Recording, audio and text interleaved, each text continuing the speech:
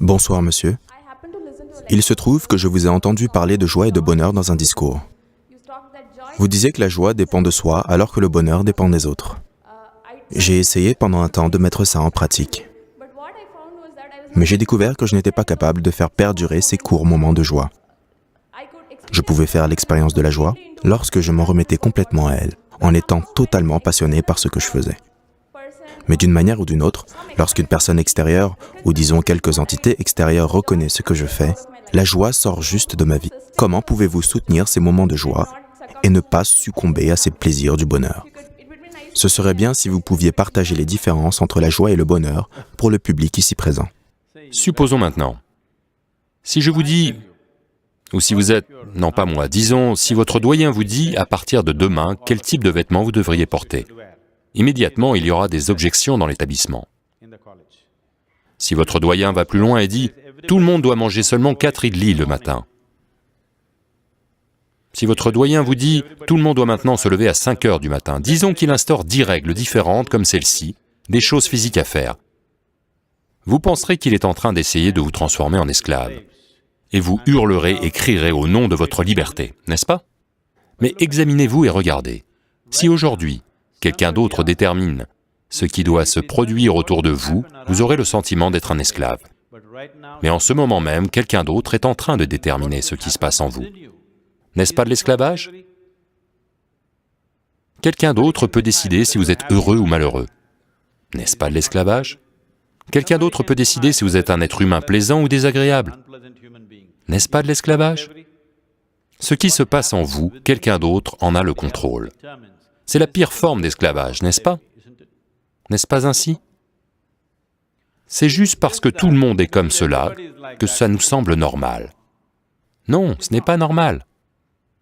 Ce n'est pas normal. Juste parce que tout le monde est comme ça ne devient pas normal. Cet être humain, la vie autour de vous ne se passera jamais à 100% comme vous le voudriez.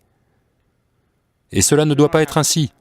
Parce que si tout se produit comme vous le voulez, où devrais-je aller? Je suis très content que ça ne se passe pas comme vous le voudriez. Êtes-vous une étudiante maintenant? Vous êtes encore étudiante. Je crois qu'environ 60-70% a lieu comme vous le souhaitez. Après votre mariage, le pourcentage sera renversé.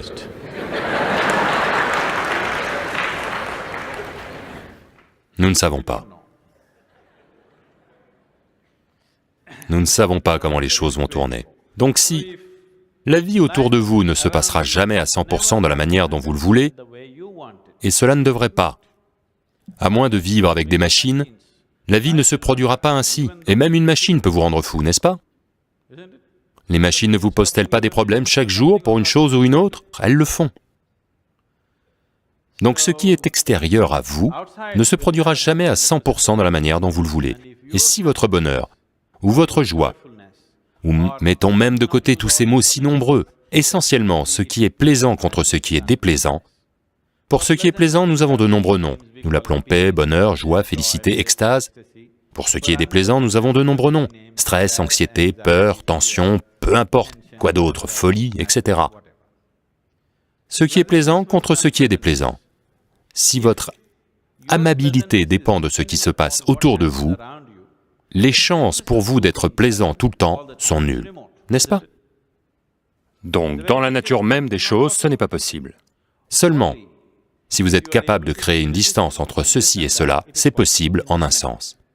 À chaque fois que les choses ne fonctionnent pas, il y a une habitude pour beaucoup de personnes, ils vont regarder vers le ciel, Uperwala. N'est-ce pas? Le monde entier regarde vers le haut. Regardez vers le haut. Voyez, vous savez que la planète est ronde. Vous savez ça, ok. La planète est ronde, et vous n'êtes pas assis en haut du pôle Nord. Vous êtes assis à Chennai, ici, dans ce climat tropical, et cette fichue planète tourne sur elle-même. Donc si vous regardez en l'air, vous regardez toujours dans la mauvaise direction, n'est-ce pas?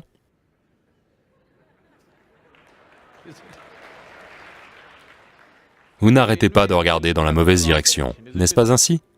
Peut-être qu'à un certain moment de peu importe leur moyenne de Greenwich à minuit, peut-être que lorsque vous regardez en haut, vous toucherez le paradis.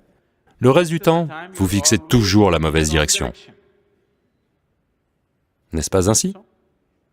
Donc, dans l'espace cosmique, y a-t-il quelqu'un qui sache ce qui est en haut et ce qui est en bas? Quelqu'un connaît-il ça? Y a-t-il quelque part marqué ce côté est le haut? Personne ne sait ce qui est le haut du bas, c'est juste une supposition, n'est-ce pas? Savez-vous vraiment ce qu'est le nord, ce qu'est le sud?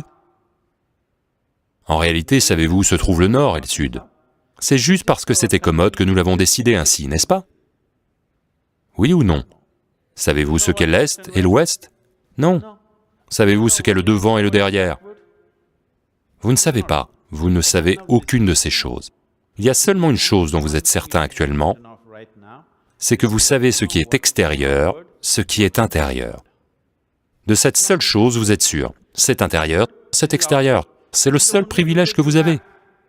Ce qui est extérieur, ce qui est intérieur, c'est tout ce que vous savez. Juste au cas où, si un jour vous atteignez l'éveil, vous perdrez ça aussi. Oui, c'est ce qui s'est produit pour moi. À présent, je suis incapable de savoir ce qui est interne, ce qui est externe, ce qui est moi, ce qui ne l'est pas. C'est pourquoi je suis tout autour du monde. Parce que je ne sais pas si cela est moi ou si ceci est moi. Donc, maintenant vous dites, je sais ce qui est interne, ce qui est externe. Considérons un peu plus cet aspect. Pouvez-vous tous me voir là, maintenant? Est-ce que vous me voyez? Juste pointez du doigt où je suis. Utilisez vos mains et pointez. Est-ce que vous me voyez? Oh, vous avez tout faux. Vous savez que je suis un mystique. Vous n'y êtes pas du tout. Actuellement, cette lumière tombe sur moi, se reflète via vos lentilles, inverse l'image de votre rétine. Vous connaissez cette histoire, hein? Où est-ce que vous me voyez maintenant? À l'intérieur de vous. Où est-ce que vous m'entendez désormais? À l'intérieur. Où est-ce que vous avez vu le monde entier? En vous-même. Avez-vous déjà fait l'expérience de quelque chose à l'extérieur de vous-même? Tout ce qui vous était toujours arrivé, l'obscurité et la lumière ont eu lieu en vous. La peine et le plaisir ont eu lieu en vous. La joie et la misère ont eu lieu en vous. Avez-vous jamais fait l'expérience de quelque chose à l'extérieur de vous-même? Non. Donc, ce que je vous demande est, ce qui se passe en vous, qui devrait déterminer comment ça doit se passer? Ce qui se passe en vous, qui devrait décider comment ça doit se passer? Quelqu'un d'autre? Vous devriez définitivement déterminer ce qui doit se passer dans ça. Donc si vous déterminez ce qui se passe dans ça, toute votre expérience de la vie sera déterminée par vous. Personne d'autre que vous, n'est-ce pas? Les événements autour de vous ne peuvent pas être déterminés par vous. Mais l'expérience de votre vie sur cette planète est déterminée par vous à 100% si vous vous en occupez. Si vous laissez ça à l'abandon, juste n'importe qui le fera à votre place. Ils le feront, pas consciemment, car ils sont également comme vous, mais par accident.